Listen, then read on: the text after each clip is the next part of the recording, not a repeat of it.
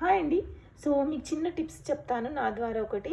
So ఇది వచ్చేసి మనకి ఫ్రంట్ పార్ట్ ఎలా ప్లేట్స్ వేయాలో 3 ప్లేట్స్ మనకి బ్లౌజ్ మెజర్మెంట్ లేకుండా, సో ఒక బ్లౌజ్ ఆది బ్లౌజ్ లేకుండా వాళ్ళు ఇచ్చిన దాన్ని బట్టి ఎలా వేయాలో దాన్ని బట్టి చెప్తాను. సో మనకి ఇది వచ్చేసి షోల్డర్ మిడిల్లో కింది పెట్టుకోవాలండి. సో మనకి కింది వైపు 3 ఇంచెస్ 3.5 తీసుకోవాలి లెంత్. సో మనకి కరెక్ట్ వచ్చేస్తుంది. ఇక్కడ వచ్చేసి మనకి ఈ మిడిల్లో ఇక్కడ పెట్టేసుకోవాలి. ఇది వచ్చేసి 2 ఇంచెస్ 2.5 3 పెట్టుకోవచ్చు దీన్ని బట్టి. సో ఇది అలాగే మనకి ఆర్మోల్ మధ్యలో ఇది కూడా పెట్టేసుకోవాలి. ఓకేనా? సో ఇది వచ్చేసి 3 ఇంచెస్ ఉంటుంది. అలా మనం ఇది పెట్టేసుకుంటే చాలా ఈజీగా వస్తుందండి. అది బ్లౌజ్ లేకపోతే కూడా మరి ఈజీగా మీరు తీసుకోవచ్చు. సో అలాగే కింది ప్లేట్ వేసేటప్పుడు మీరు చాలా జాగ్రత్తగా వేయాలండి. ఈ కింది ప్లేట్ కరెక్ట్ వైపుగా రావాలి.